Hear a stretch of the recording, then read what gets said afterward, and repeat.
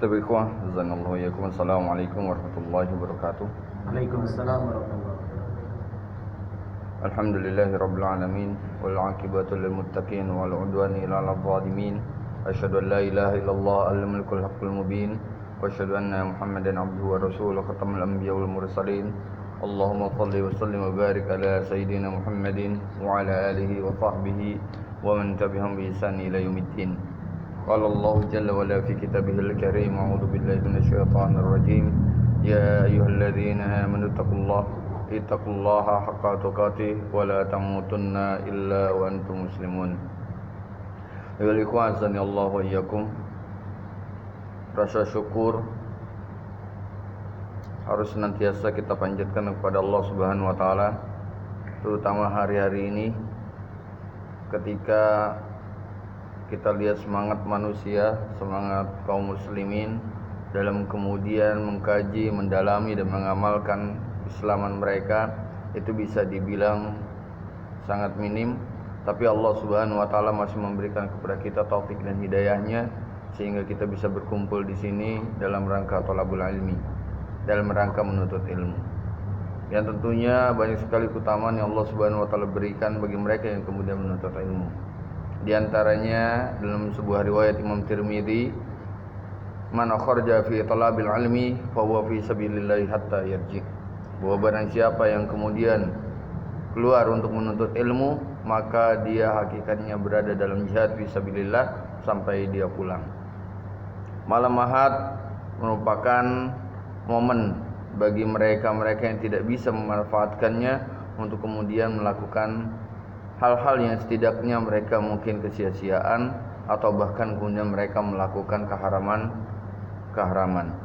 Tapi Allah Subhanahu wa taala sekali lagi gerakan hati kita untuk kita bisa melangkah ke tempat ini, maka tentunya ini adalah taufik dan hidayah dari Allah Subhanahu wa taala. Di mana mungkin kebanyakan manusia mereka melalaikan Allah Subhanahu wa taala di malam libur ini. Tapi khawazana Allah wa iyyakum. Pembahasan kita akan melanjutkan kembali dari buku tentang akidah, ya. Masuk ke dalam bab iman, ya, dan masuk ke dalam bab iman secara umum. Tapi khazanallahu iyyakum, iman secara bahasa berarti kepercayaan. Sedangkan secara istilah, iman adalah meyakini kebenaran ajaran-ajaran Islam, menerima dan berkomitmen kepada syariat Islam lahir dan batin. Iman ketika diartikan sebagai sebuah pembenaran saja, maka ini mendapatkan koreksi dari Syekh Shalih Al-Utsaimin rahimahullahu taala. Ya, jadi iman itu tidak bisa didefinisikan hanya sekedar pembenaran saja. Karena di sana butuh kepada penetapan di dalam hati. Karena itu ketika ungkapan, ya, ketika ungkapan tentang amantu billah, au amantu bikadza, aqrartu bikadza. Ketika ada perkataan bahwasanya saya beriman terhadap hal ini, maka di sana berarti saya menetapkan tentang hal itu dari hati saya, ya. Maka tidak bisa kemudian definisi iman itu hanya diartikan sebagai bahasa saja, sebagai pembenaran saja. Karena kalau pembenaran saja, saya membenarkan terhadap hal itu, ini dalam bahasa Arab cukup kemudian mengatakan tasdiqu bikadza, ya, atau usaddiqu bikadza. Ya, saya beriman, saya membenarkan hal tersebut, ya, ada kata-kata seperti itu. Sehingga kata-kata iman lebih dalam dari kata-kata cuma sekedar sodako, ya, cuma sekedar pembenaran, dia lebih dalam daripada hal itu. Adapun pilar dalam masalah iman ini ada 6 yang biasa disebut rukun iman, ya, dari iman kepada Allah, terus iman kepada Rasul. Yang kedua yang urut, malaikat. Yang ketiga, yang ketiga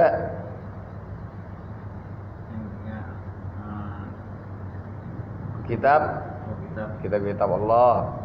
Yang keempat, iman kepada Rasulullah. 5, iman kepada hari kiamat. 6,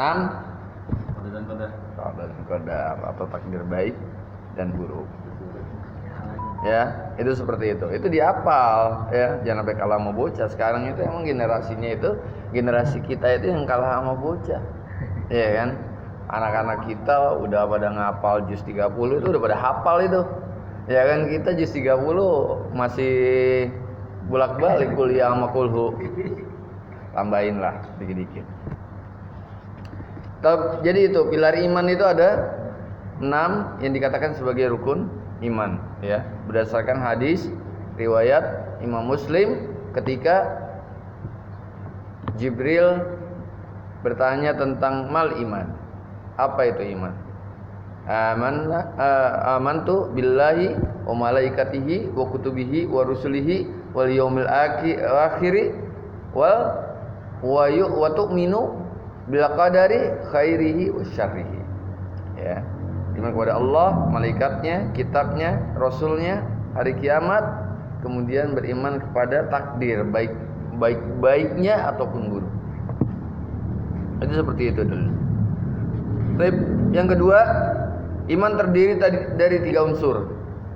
Keyakinan hati atas ajaran-ajaran Islam, amal-amal hati yang ditumbuhkan oleh keyakinan tersebut seperti ikhlas, kecintaan kepada Allah Subhanahu wa taala, takut kepadanya, tawakal dan lainnya.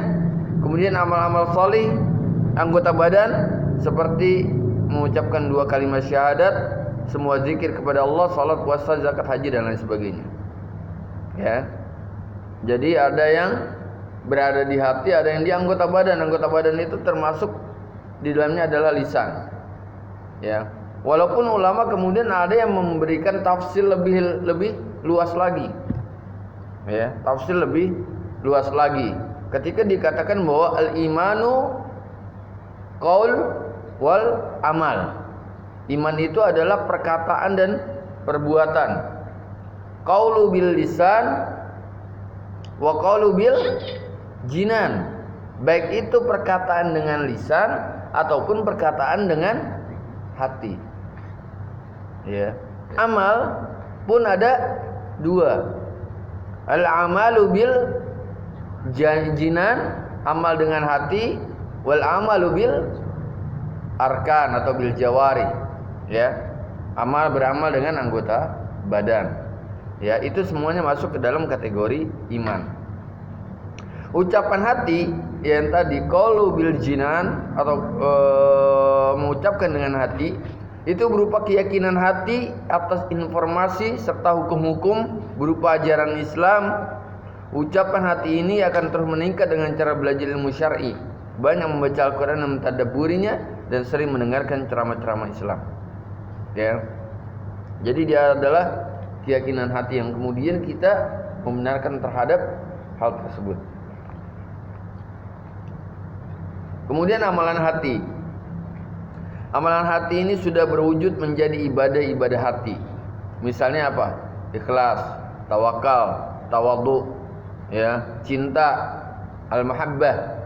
Ya, itu juga bagian daripada iman. Ya, pekerjaan atau amalan hati. Ya.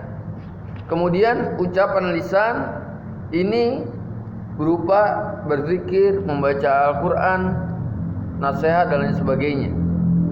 Ya, ini adalah masuk ke dalam ucapan lisan.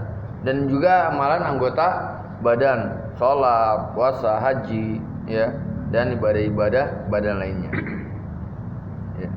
Sedangkan semua 4 unsur iman tersebut harus senantiasa ada, ya, dan dijaga. Jika salah satu luput dari 4 unsur tadi, maka tidak bisa disebut sebagai iman. Ya, tidak bisa disebut sebagai iman. Misalnya orang itu membenarkan baik dengan lisan, bukan membenarkan dengan lisan dalam artian dia membenarkan, dia membela, dan dia kemudian melakukan pembelaan secara serius. Tapi dia tidak mengucapkan dengan lisannya, hatinya meyakini. Ya. tapi dia tidak mengucapkan dengan lisan, maka ini tetap tidak bisa dikatakan sebagai orang yang beriman. Ini seperti Abu Thalib, ya, yang dia melakukan pembelaan dan pembenaran terhadap ajaran Rasulullah SAW. Tapi karena afobiahnya, fanatiknya terhadap ajaran orang tuanya, ajaran nenek moyangnya, maka kemudian dia enggan untuk mengucapkan syahadat. Yang padahal kata Nabi SAW, ya pamanku, ucapkanlah syahadat la ilaha illallah. Ucapkanlah la ilaha illallah saja. Satu perkataan yang akan aku jadikan saksi nanti di sisi Allah, akan diampuni dan masuk ke dalam surga. Ini jaminan dari Rasulullah SAW. Tapi kemudian Abu Thalib enggak mau, sehingga dia tidak mau mengucapkan dua kalimat syahadat. Ya, itu seperti itu. Atau seseorang yang kemudian mengucapkan kalimat syahadah ini, kalimat tauhid ini, ya, dia meyakini dalam hati kondisi tersebut, tapi kemudian tidak mengamalkan, ya, tidak mengamalkan. Ini adalah seperti amalan iblis, ya. Iblis mengakui khalaqtani min nari wa khalaqtahu min tin. Engkau ciptakan dari api dan Adam kau ciptakan dari tanah. Dia mengakui bahwasanya yang menciptakannya adalah Allah. Anzirni ila yaumi yub'atsun, tangguhkan kematianku sampai dengan nanti hari kebangkitan. Ya. Dia tahu dan menyadari, mengakui bahwasanya yang mematikannya adalah Allah Subhanahu wa taala. Mengatakan dan mengakui. Tapi ketika dia disuruh bersujud kepada Allah Subhanahu wa taala, maka apa yang terjadi? Iblis pun kemudian enggan untuk sujud, aba wastakbar. Enggan dan merasa sombong untuk bersujud kepada Adam. Ya. Wa kana minal kafirin, sehingga iblis masuk ke dalam kategori makhluk yang kafir.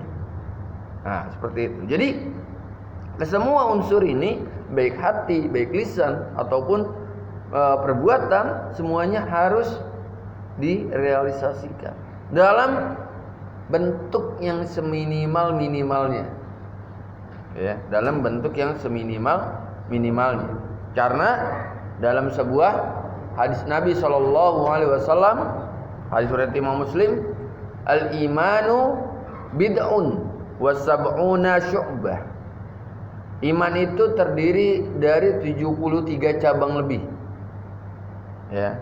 A'laha, yang paling tinggi adalah qaul syahadah, qaul la ilaha illallah. Yang paling tinggi adalah ucapan la ilaha illallah. Wa adnaha, dan yang paling ringan, yang paling rendah, imatatul ada anit torik, menyingkirkan gangguan dari jalan. Wal haya'u syu'batun minal iman, dan rasa malu itu adalah bagian daripada cabang-cabang keimanan. Lihat di sini, di hadis ini. Yang pertama, la ilaha illallah di sini dikatakan sebagai perkataan.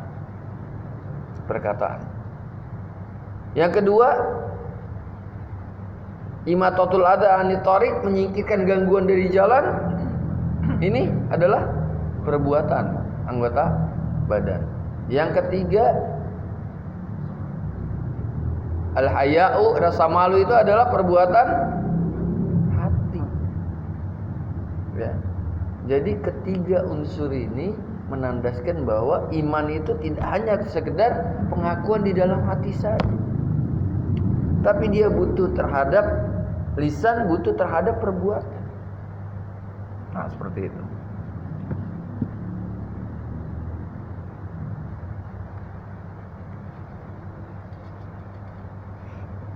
Ya. Jadi perbuatan pun masuk ke dalam kategori iman.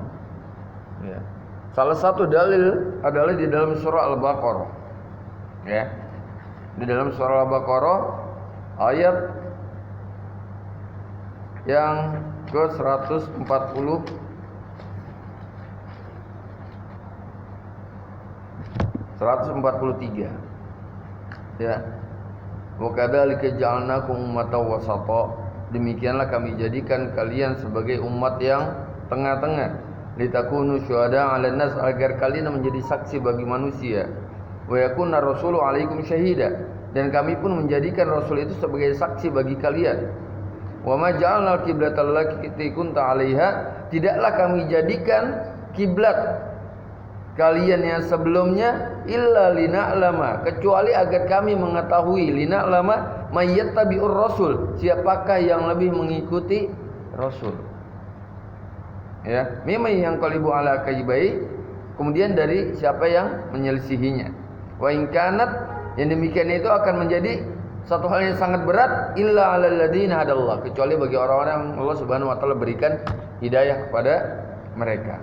Wa ma kana Allahu liyudhi'a imanakum. Nah, syahidnya di sini. Ya. Syahidnya ini adalah ketika dia mengucapkan dan Allah tidak akan menyia-nyiakan iman kalian. Apa iman di sini? Yang dimaksud iman di sini adalah salat. Karena ayat ini turun berkaitan dengan pemindahan kiblah, yang sebelumnya kiblah itu adalah di Masjidil Aqsa, pindah ke arah Masjidil Haram.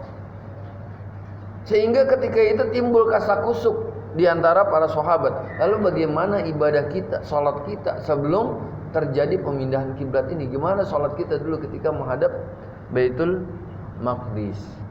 Maka kemudian Nabi SAW di sini diturunkan oleh Allah Subhanahu wa taala, wa ma kana Allahu liyudhi'a imanakum. Allah Subhanahu wa taala tidak akan menyia-nyiakan iman kalian. Yang maksud di situ adalah salat. Salat pun disebut sebagai iman. Ya, sebagai iman. Sehingga sekali lagi bahwa iman itu tidak hanya identik dia dengan hati, tapi perkataan lisan, perbuatan anggota badan pun menjadi bagian daripada keimanan. Ya, sehingga tidak bisa kemudian hanya sekedar hati saja. Ya, tidak cukup. Baik. Jika salah satu unsur dari 3 unsur iman tersebut di atas tidak ada, maka ini berarti tidak adanya iman. Dengan demikian, perkataan bahwa iman hanya di dalam hati adalah salah. Ya. Seperti yang tadi kita telah jelaskan. Ya. Ada sebagian orang yang menyatakan bahwasanya cukup iman itu hanya ada di dalam hati, sehingga seseorang tidak bisa divonis, tidak bisa dihukumi dengan zohirnya. Ya, perkataan yang seolah-olah bijak tapi ini menyesatkan. Kenapa? Karena dari ungkapan seperti ini timbullah orang-orang liberal yang mereka kemudian menyatakan bahwa agama itu cukup ada di dalam hati. Ya, lebih baik seorang menjilbabkan hatinya daripada menjilbabkan kepalanya. Perkataan yang sesat menyesatkan. Ya, seolah-olah perkataannya itu bijak, padahal itu adalah wahyu dari setan. Ya, wal iyadu billah. Ya, kita berlindung kepada Allah terhadap hal tersebut. Atau seseorang yang tidak melaksanakan sholat. Ya, kenapa? Karena udah eling. Ala bidzikrillahi tatmainnul qulub. Ketahuilah bahwa dengan mengingat Allah lah hati akan menjadi tenang. Ya. Kalau sholat itu kemudian tujuannya menenangkan diri, maka dengan zikir sudah mewakili pelaksanaan sholat. Ya. Ini tentunya adalah satu perkataan yang sesat menyesatkan.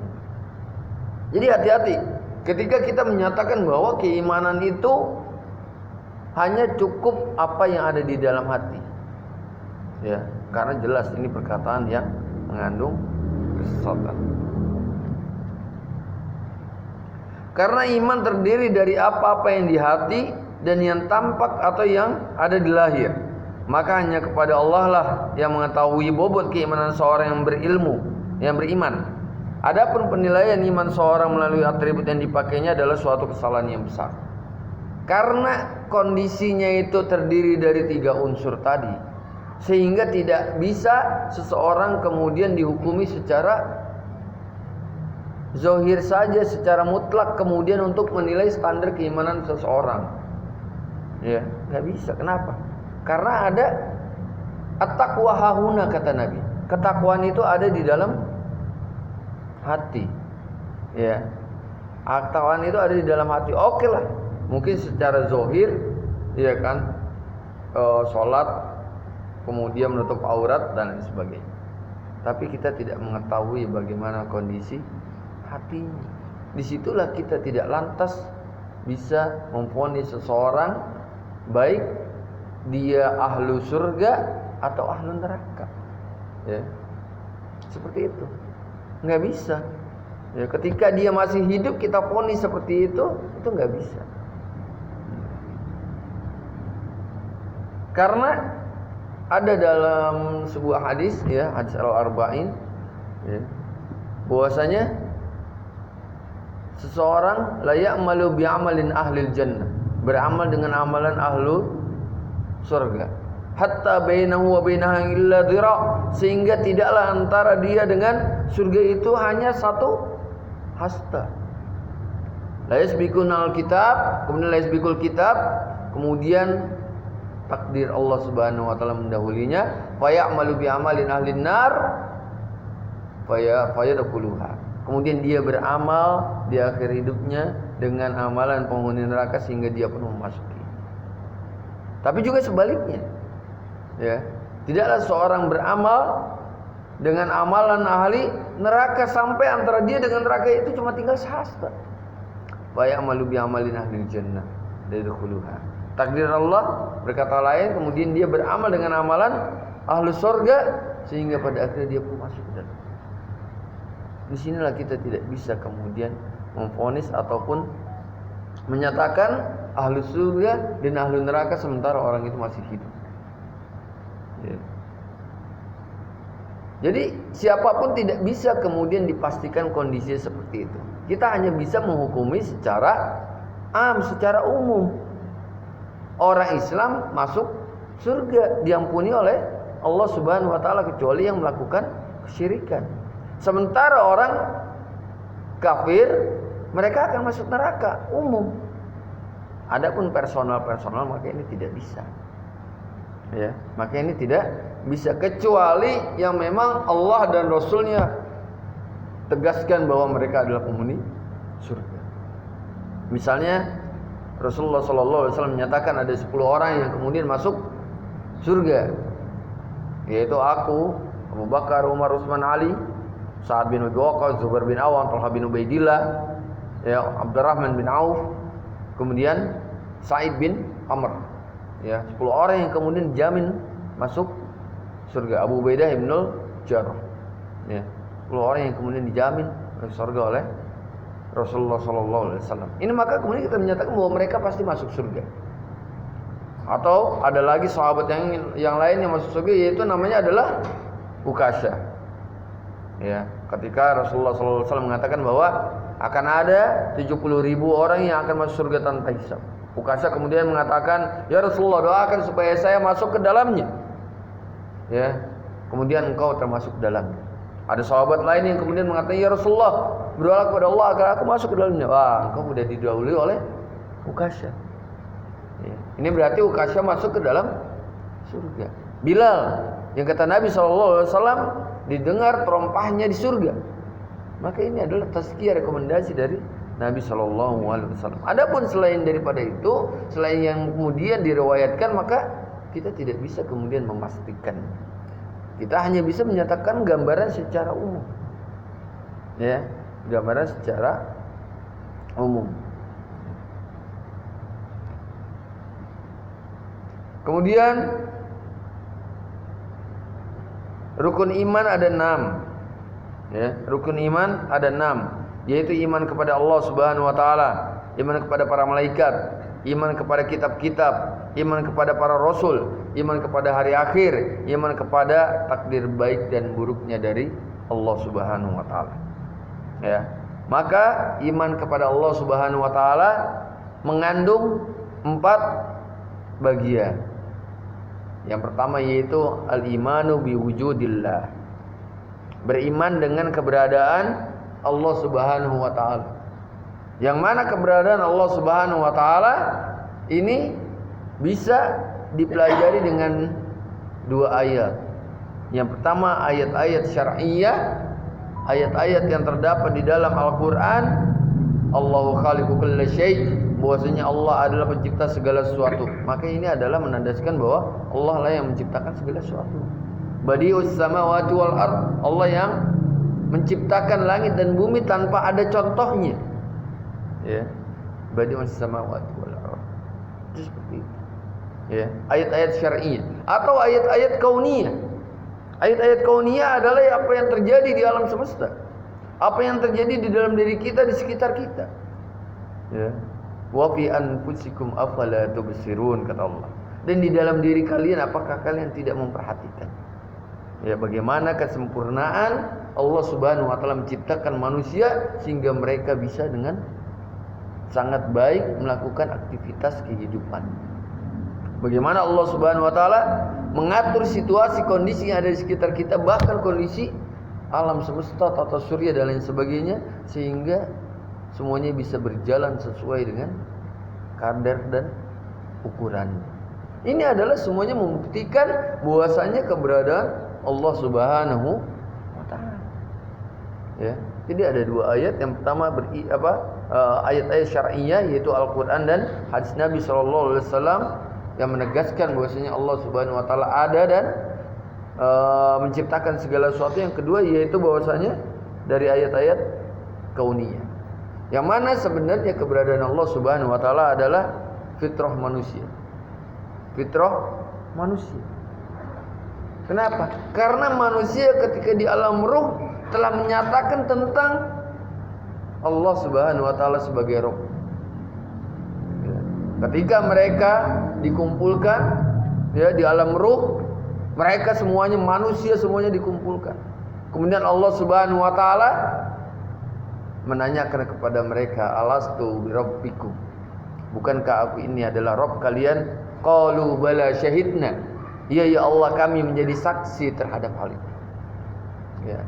Dan apa yang kemudian manusia mereka memiliki fitrah kelurusan terhadap Allah Subhanahu wa taala. Ini fitrah manusia. Enggak ada manusia yang kayak gitu.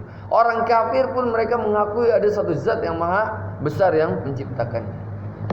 Ya, bahkan orang ateis yang katanya enggak punya agama, dia pun mengakui. Coba aja kalau enggak percaya, dorong dari gedung yang tinggi. Ya, didorong dari gedung yang tinggi. Orang kayak begitu. Kalau enggak dari atas gunung, didorong aja udah ke jurang. Tolong gitu. Pertanyaannya dia minta tolong sama siapa? Fitrah manusia menyadari bahwa ada satu kekuatan yang maha besar yang mampu merubah segala sesuatu. Ya. Itulah Allah Subhanahu wa taala. Ya. Karenanya ketika seorang manusia dibiarkan dia itu berada di dalam hutan atau di dalam satu pulau yang tidak berpenghuni, tidak ada pengaruh apapun, dia pasti akan bertauhid kepada Allah Subhanahu wa taala, menyatakan tentang keesaan Allah Subhanahu wa taala. Cuman mungkin dia enggak tahu namanya, dia enggak tahu tata cara beribadah kepada Allah. Tapi kalau orang kemudian sudah terpengaruh, ya enggak bisa. Ya, itu seperti itu. Kemudian beriman dengan rububiyah Allah Subhanahu wa taala, yaitu mengesahkan Allah Subhanahu wa taala dalam perbuatan-perbuatannya. Bahwa Allah lah yang kemudian menciptakan, Allah lah kemudian yang memberikan rizki, Allah lah yang kemudian mengatur alam semesta ini. Ya, kita harus mengakui terhadap hal tersebut. Ya. Keimanan terhadap wujud Allah, keimanan terhadap rububiyah Allah tidak lantas kemudian menjadikan dia sebagai seorang yang beriman kepada Allah. Ya, sampai kemudian dia melakukan yang namanya tauhid uluhiyah. Apa itu tauhid uluhiyah? Mengesahkan Allah dalam perbuatan hamba. Ya. Dia taat dan patuh kepada Allah Subhanahu wa taala dan dia menunjukkan peribadatannya kepada Allah Subhanahu wa taala. Iblis bagaimana kemudian dia tidak mengakuinya, tadi disampaikan. Dia mengakui yang menciptakannya adalah Allah, yang mematikannya adalah Allah. Tapi apakah kemudian dia menjadi orang yang beriman? Tidak. Kenapa? Karena dia tidak mentaati perintah Allah. Ketika dia disuruh untuk sujud, nggak mau. Kafir akhirnya. Wa kana minal kafirin. Ya, ini iblis. Seperti itu. Sehingga pengakuan harus diiringi dengan ketundukan kepada Allah Subhanahu wa taala. Yang keempat yaitu beriman dengan nama-nama dan sifatnya. Bahwasanya Allah Subhanahu wa taala memiliki nama-nama yang indah dan sifat-sifat yang tinggi lagi sempurna. Ya, itu seperti itu keyakinan kita. Nama yang sudah kita kenal yaitu 99 nama. Itu yang kita ketahui, yang disebutkan oleh Allah dan Rasulnya di dalam Al-Quran dan hadis Nabi. Tapi Allah Subhanahu wa taala memiliki nama yang tidak kita ketahui. Karena dalam sebuah doa, bikulli ismin huwa laka sammaita bihi nafsah. Dan aku meminta kepada Engkau ya Allah dengan seluruh nama yang Engkau namai, Engkau sembunyikan untuk dirimu sendiri. Ya, Engkau namai dirimu sendiri dengan hal itu. Jadi ada nama-nama yang memang tidak kita ketahui. Apa namanya enggak tahu, wallahu a'lam. Ya, cuman kalau yang kita ketahui kan Allah musawwiru khaliqul baru musawwiru lahu musawwiru, kemudian as-sabur, asy-syakur, al-ghafur. Nah, itu nama-nama Allah yang kita ketahui. Ya. Itu seperti itu. Itu beriman kepada Allah Subhanahu wa taala.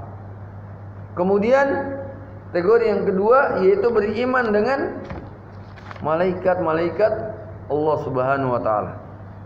Maka beriman kepada malaikat-malaikat Allah Subhanahu wa taala memiliki 4 kandungan.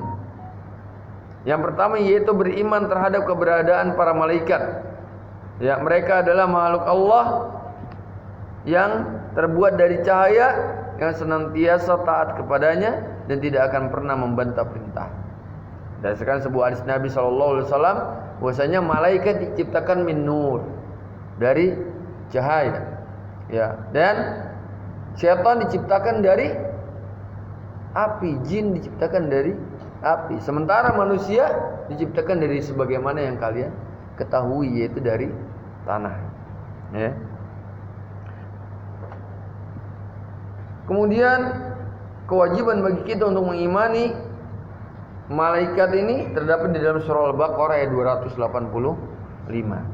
Ya, satu ayat yang sering kita baca ketika akan tidur. Ya, baca 2 ayat terakhir dari surah Al-Baqarah. Amanar rasul bima unzila ilaihi min rabbih wal mu'minun kullun amana billahi wa malaikatihi. Ya. Itu seperti itu. Itu di dalamnya ada kandungan beriman kepada seluruh rasul, termasuk beriman kepada Allah, malaikatnya, kitabnya dan rasul. Itu seperti itu. Atau dalam ayat yang lain, laisal birru an tuwallu wujuhakum. Bukanlah yang dikatakan kebaikan itu adalah kalian menghadapkan wajah kalian qibal al-masyriq wal maghrib, menghadap timur ataupun menghadap barat. Walakinnal birra man amana billah. Akan tapi yang dikatakan kebaikan adalah beriman kepada Allah wal yaumil akhir, dan hari akhir, wal malaikah wal kitabin nabiyyin. Ya. Kepada Allah, hari akhir, malaikat, kitabnya dan nabinya. Ya, dan seterusnya. Ya, dalam surah Al-Baqarah yang menandaskan bahwasanya kewajiban bagi kita untuk kemudian mengimani malaikat. Ya. Kemudian malaikat adalah makhluk yang la ya'sunallaha ma amarahum wa yaf'aluna ma yu'marun. Nah, dalam surah At-Tahrim. Ya. Bahwa mereka tidak akan bermaksiat kepada Allah Subhanahu wa taala dan pasti akan melakukan apa yang Allah Subhanahu wa taala perintahkan kepada mereka.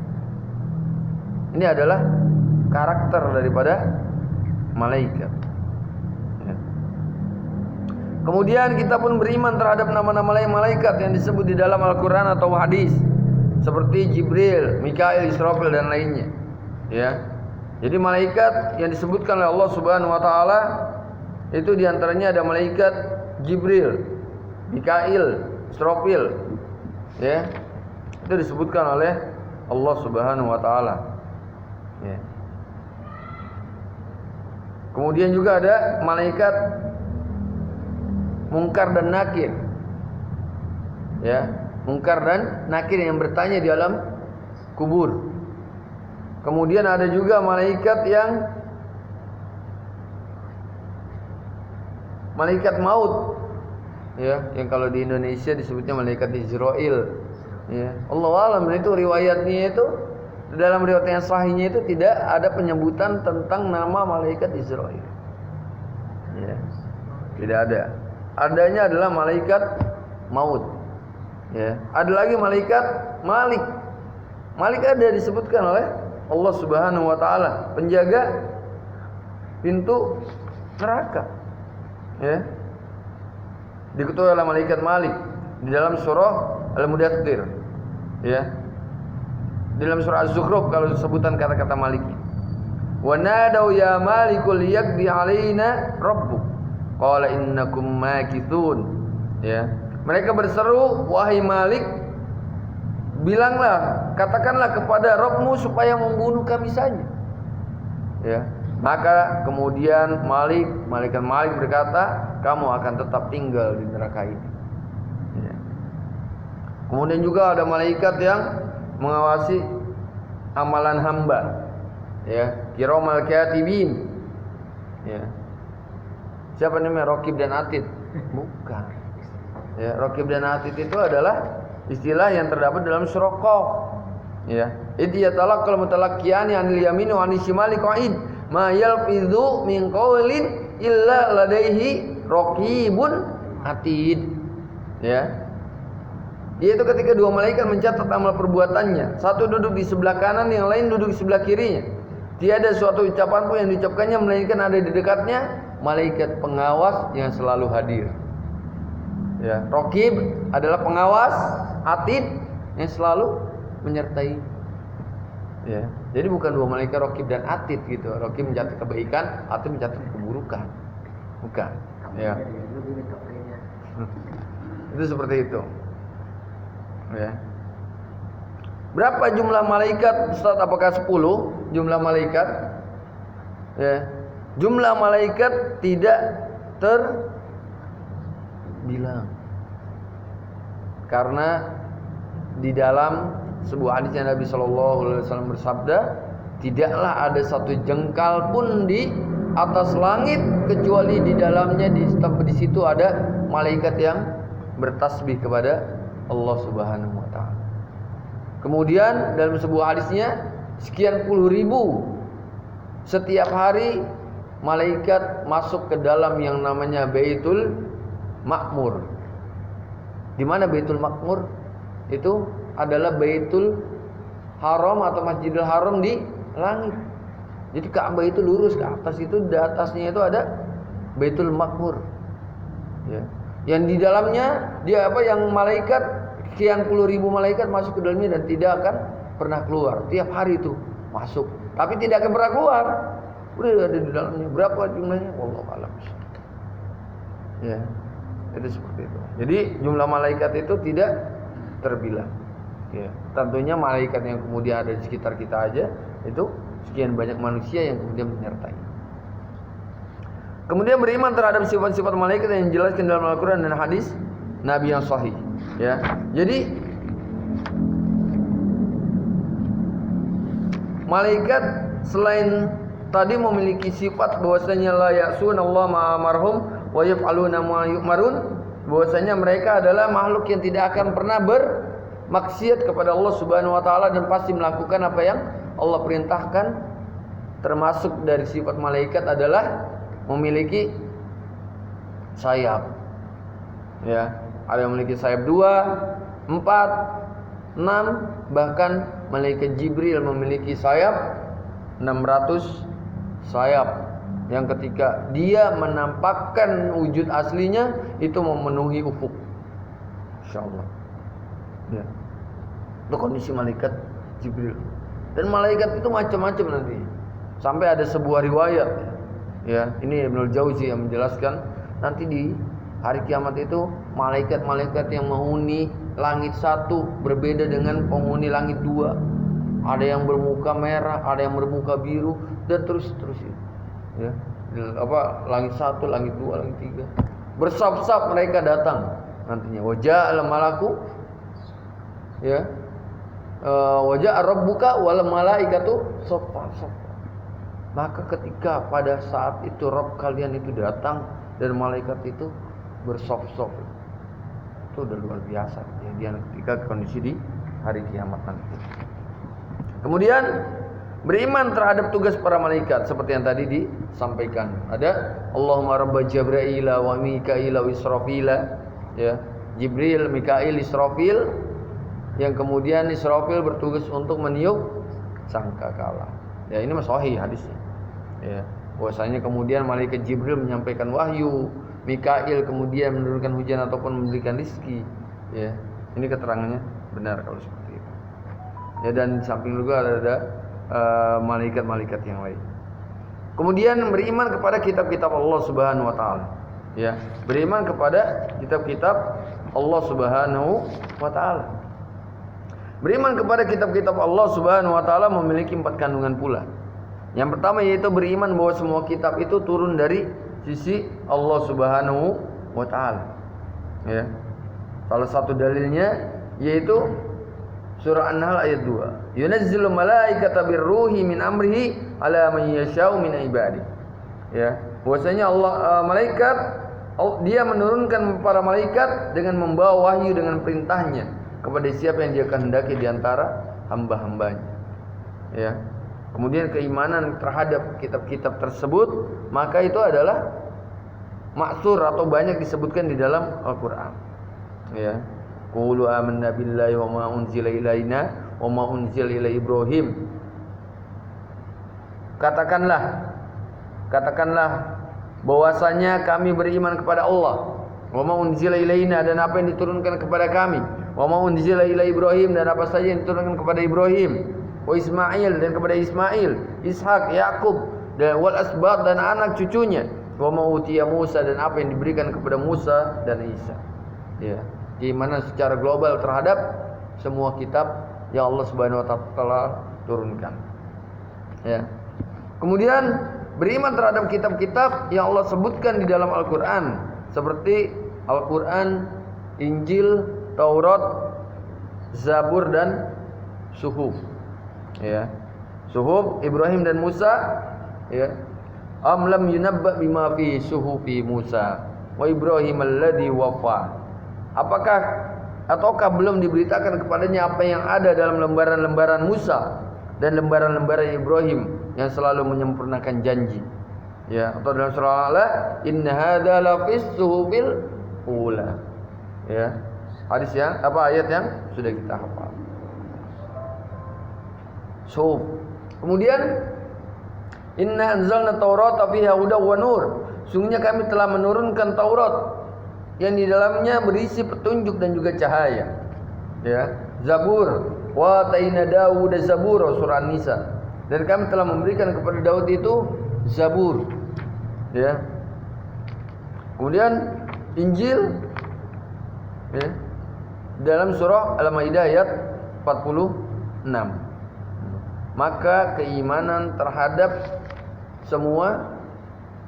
semuanya adalah kita mengimani secara global bahwa semuanya diturunkan oleh Allah Subhanahu wa taala. Lalu pertanyaannya gimana kitab-kitab yang ada sekarang? Ya, maka semuanya sudah mendapatkan perubahan kecuali Al-Qur'an. Ya.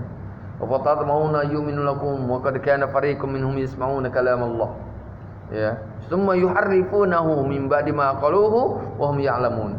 Apakah kamu masih mengharapkan mereka akan percaya kepadamu padahal segolongan dari mereka mendengar firman Allah lalu mereka mengubahnya setelah mereka memahaminya sedang mereka mengetahuinya. Al-Baqarah 78. Ya.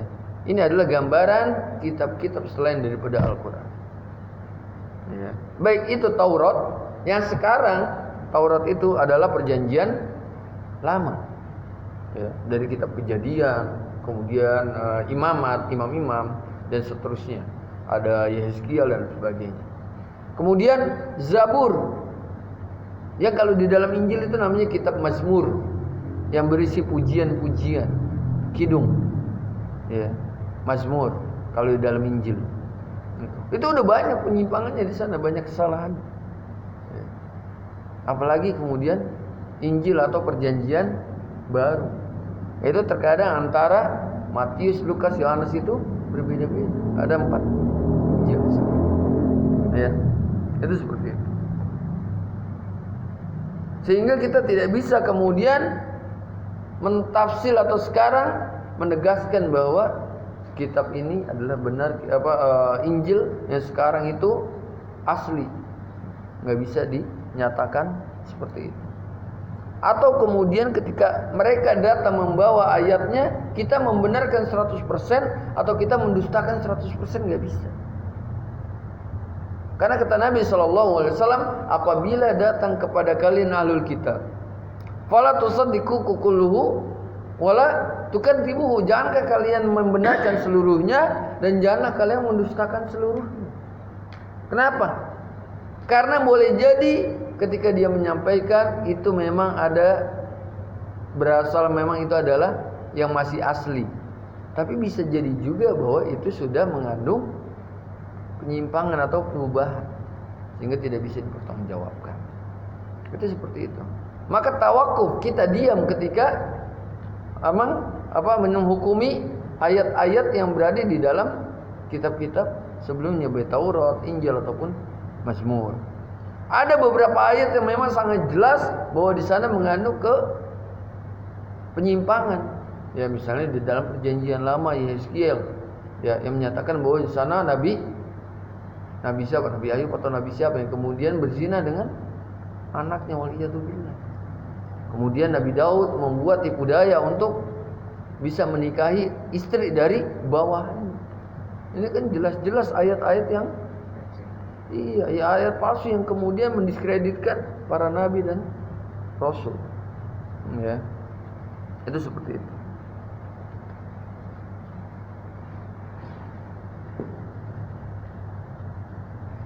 Kemudian terakhir yaitu beriman bahwa Allah Subhanahu wa taala menurunkan Al-Qur'an sebagai hakim bagi kitab-kitab sebelumnya.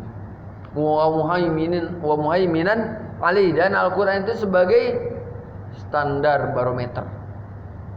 Ya, standar barometer. Karena itu dalam satu kaidah usul, ya, dikatakan bahwa al-amalu man qablana syariatul lana ida wujida dalil ala amri. Syariat orang sebelum kita, amalan orang sebelum kita menjadi syariat bagi kita sampai adanya dalil yang memerintahkan. Ya, misalnya apa? Puasa Nabi Daud. Ya, itu adalah syariat sebelum kita.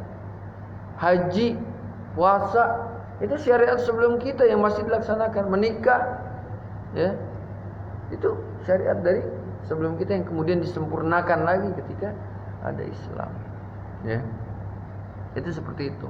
Maka standarnya barometer itu adalah Al-Quran itu. Bagaimana kemudian Al-Quran menilai dari semua kitab yang ada. Kalau bersesuaian dengan Al-Quran maka bukan malah dibalik. Ya, itu seperti itu. Kemudian beriman kepada Rasul-Rasul Allah memiliki 4 kandungan.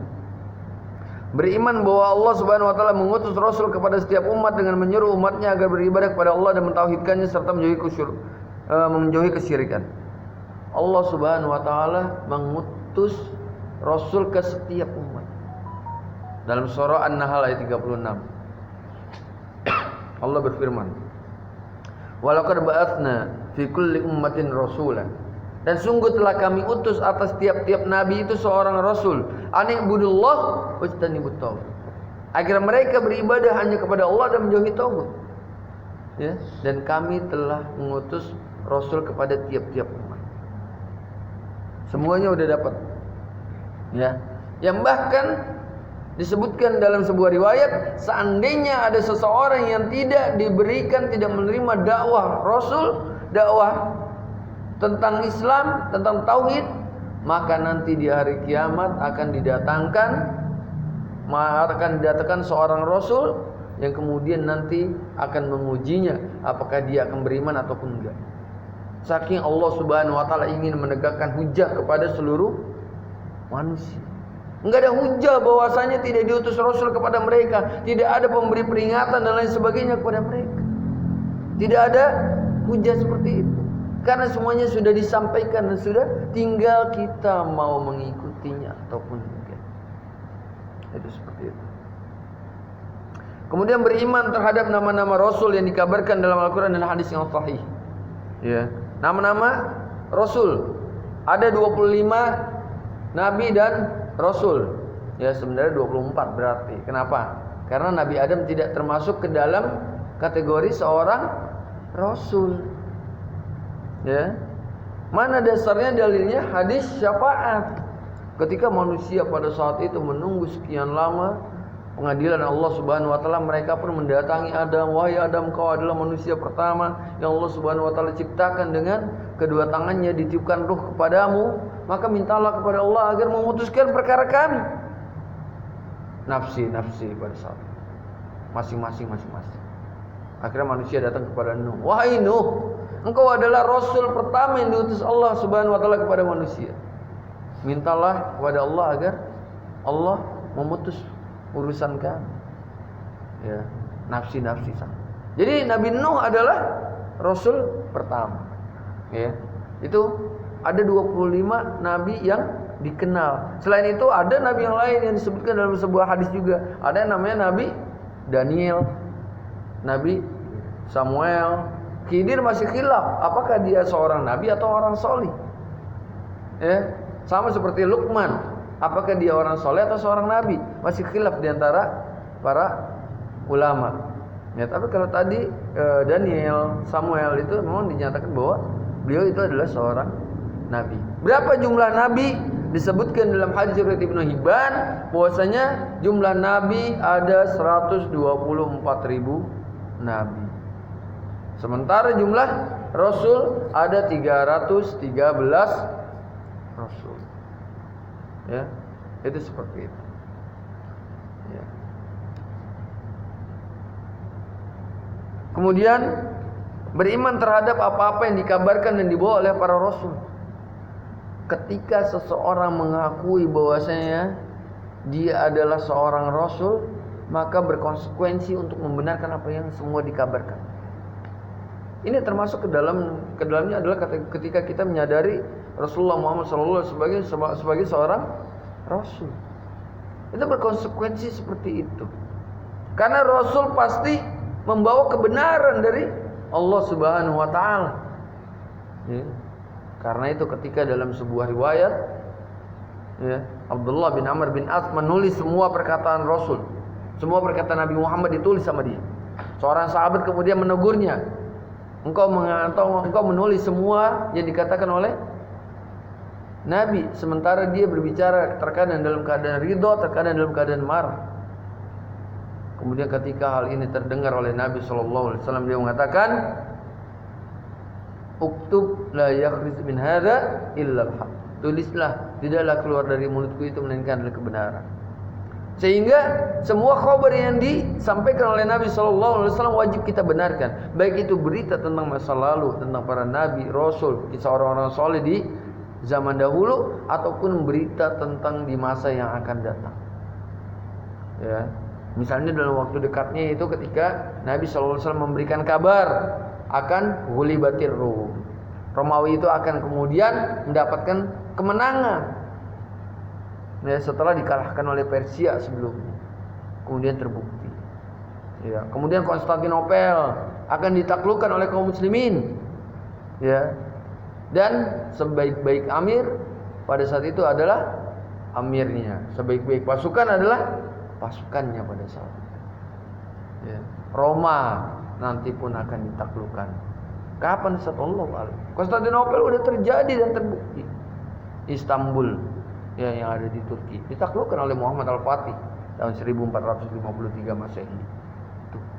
Ya, dan insya Allah akan menyusulkan. Kemudian tanda-tanda yang lainnya, tanda-tanda hari kiamat. Ya, tanda-tanda hari kiamat, berita tentang surga dan neraka dan lain sebagainya, itu wajib untuk kemudian kita benarkan. Kemudian beramal dengan syarat yang dibawa oleh Rasul yang diutus kepadanya. Wa ma atakumur rasulu fakhuduhu wa ma nahakum anhu fantahu. Apa yang diberikan Rasul kepada kalian ambil, dan apa yang dilarang kalian darinya jauhi. Semua syariat Rasul itu seperti itu. Ya, kenapa? Karena man amila amalan laisa alaihi amruna fahuwa radd. Barang siapa yang beramal tidak ada contohnya dari kami, maka amalan tersebut akan tertolak. Ya. Dari Nabi SAW sendiri menyatakan seperti itu. Ya. Sehingga ketika beramal kita mencontoh apa yang disampaikan oleh Nabi SAW. Karena ada ancaman ketika mereka menyelisihi perintah Rasulullah. Falyahdharil ladzina, dalam surah An-Nur ayat 62. Falyahdharil ladzina yukhalifuna an amrihi an tusibahum fitnah aw yusibahum adzabun alim. Hendaklah merasa takut mereka-mereka yang menyelisih perintah nabinya. An tusibahum fitnah. Mereka tertimpa fitnah atau tertimpa azab. Fitnah yang dimaksud di situ apa? Kesyirikan. Seseorang yang beramal tidak mengikuti contoh Nabi bisa jatuh dalam kesyirikan. Bisa, tetap bisa. Contohnya adalah kaum Nuh. Kaum Nuh. Ketika mereka beribadah kepada Allah Subhanahu wa taala di hadapan patung-patung, di hadapan gambar-gambar para ustadz, para kiainya pada saat itu, para ulamanya, kaum Nuh. Ya, maka yang terjadi adalah kesyirikan karena anak cucunya nggak tahu kalau orang tuanya itu menyembah Allah. Yang mereka tahu orang tuanya itu sujud, ruku, menghadap ke patung. Padahal orang tuanya niatnya adalah supaya mengenang ketaatan ibadah daripada para ulama tersebut. Ya, Wat, Suwa, Yaguth, Ya'uq dan Nasr. Ya, itu seperti itu. Maka beramal ketika kita menjalankan syariat Islam ini, maka hendaklah kemudian kita mencontoh apa yang Nabi Shallallahu Alaihi Wasallam amalkan, ya, baik itu berupa perkataan, perbuatan ataupun persetujuan beliau. Kemudian iman kepada hari akhir. Beriman kepada hari akhir, beriman terhadap apa yang terjadi di alam kubur, karena hakikat daripada kiamat itu adalah ketika seseorang telah meninggal dunia. Jika seorang telah meninggal dunia, maka disitulah dia mulai menjalani yang namanya kiamat. Ya, ketika dia telah meninggal, maka disitulah ada satu dinding besar yang tidak akan bisa dilewati oleh orang yang masih hidup. Dinding itu yang kemudian dinamakan sebagai barzakh. Ya. Maka beriman kepada hari akhir, beriman terjadi apa yang terjadi di alam kubur. Ya, sebagaimana sabda Nabi SAW ketika melewati dua kuburan, innahuma mu'adzibani, sungguhnya dua orang ini sedang diazab. Wa ma yu'adzabani bikabir, dan duanya itu tidak diazab dengan dosa yang besar. Yang pertama yaitu kencing ceboknya tidak bersih, sementara yang kedua yamshi bin namimah, dia berjalan atau mengadu domba. Ya, azab kubur maupun nikmat kubur. Bagaimana seorang nanti akan didatangkan di dalam kuburnya itu seorang yang sangat ganteng, enak dilihat dan lain sebagainya, wangi. Sungguhnya aku adalah amal baikmu yang akan menemanimu sampai kemudian tibanya hari kiamat. Ya, azab kubur dan nikmat kubur. Beriman terhadap kebangkitan manusia dari alam kubur dan berkumpul di padang mahsyar. Kemudian hari kiamat yang tidak ada siapapun yang mengetahui waktunya. Ya, bahkan Jibril pun tidak mengetahui waktunya. Mal mas'ulu anha bi'alam minas sa'il. Tidaklah yang ditanya itu lebih tahu daripada yang bertanya, kata Jibril. Enggak ada yang tahu kecuali Allah Subhanahu wa taala tentang waktu hari kiamat. Tapi kita meyakini di dalamnya ada tanda-tanda hari kiamat, baik itu tanda-tanda berupa tanda-tanda kecil ataupun tanda-tanda besar. Kemudian beriman terhadap kebangkitan. Manusia akan dibangkitkan semuanya, seluruhnya akan pada saat itu dimatikan dulu sebelum di hari kiamat itu dimatikan seluruh. Ya, termasuk iblis dimatikan di situ. Ya, iblis yang sejak zaman Nabi Adam itu udah ada, akan dimatikan nanti di hari kiamat itu. Kemudian nantinya akan dibangkitkan. Ya, akan dibangkitkan. untuk menghadap pengadilan Allah Subhanahu wa taala. Kemudian manusia dibangkitkan, kemudian dikumpulkan di padang mahsyar, ya, tempat pengumpulan. Beriman terhadap hisab, ya, perhitungan amal-amal saleh, yang kemudian nanti manusia akan diperhitungkan segala sesuatunya. Kitab-kitabnya itu akan dijabarkan kepada mereka, ya. Kemudian buku catatan amal, timbangan amal, mizan, ya. Bagaimana mizan itu yang kemudian nantinya akan menjadi pemutus baginya, dia menjadi penghuni surga atau menjadi penghuni neraka. Beriman terhadap surga dengan kenikmatannya dan neraka dengan siksaan. Kemudian beriman kepada qada dan qadar, ya. Yang pertama yaitu beriman bahwasanya Allah itu Maha mengetahui. Ya, ini yang kemudian harus kita imani, bahwa Allah Subhanahu wa taala mengetahui segala sesuatu, baik yang terjadi ataupun yang belum terjadi, mengetahui secara global ataupun terperinci. Yang kedua yaitu bahwasanya Allah Subhanahu wa taala menulis segala sesuatu di Lauhul Mahfuz 50.000 tahun sebelum Allah Subhanahu wa taala menciptakan langit dan bumi. Kemudian bahwasanya Allah Subhanahu wa taala memiliki kehendak yang berlaku untuk seluruh makhluknya dan tidak ada satupun yang mampu menolak kehendaknya. Sementara yang keempat, beriman bahwa Allah Subhanahu wa taala menciptakan serta mengadakan segalanya. Dialah Allah yang menciptakan, selain Allah itu adalah makhluk yang diciptakan, termasuk amal perbuatan manusia, Allah lah yang kemudian menciptakan. Al-imanu yazidu wa yanqus. Iman itu bertambah dan berkurang. Yazidu bit ta'ah wa yanqus bil ma'siyah. Bertambah dengan ketaatan dan berkurang dengan kemaksiatan. Ya, setiap kita melakukan ketaatan maka iman kita itu bertambah. Sementara ketika melakukan kemaksiatan, iman itu berkurang. Itu sampai pada titik nanti iman itu tinggi dan rendah kondisinya. Ya, itu seperti itu. Kemudian terakhir, derajat keimanan orang-orang beriman bertingkat-tingkat. Derajat iman para rasul tidaklah sama dengan selain mereka. Demikian pula derajat iman para sahabat Nabi dibandingkan iman orang-orang sudah mereka. Perbedaan kekuatan dan derajat iman di antara orang-orang yang beriman menyebabkan berbedanya derajat mereka di akhirat kelak. Tadi ketika iman itu bertambah dan berkurang, maka setiap orang itu akan memiliki derajat keimanan yang berbeda-beda. Ya, memiliki derajat keimanan yang berbeda-beda yang nantinya akan menentukan ketinggian posisinya di akhirat nanti. Ya. Siapakah yang kemudian akan memasuki surga Firdaus? Itu Allah Subhanahu wa taala yang pada akhirnya nanti akan menentukan yang semuanya disesuaikan dengan amal dan perbuatan yang tentunya itu adalah di bawah rahmat dan kehendak Allah Subhanahu wa taala yang Maha bijaksana. Wallahu a'lam bishawab. Baik, ikhwazani Allah wa iyyakum. Mungkin ini yang bisa saya sampaikan pada kesempatan kali ini. Ya, kalau ada pertanyaan atau ada yang diskusikan, tafadhol.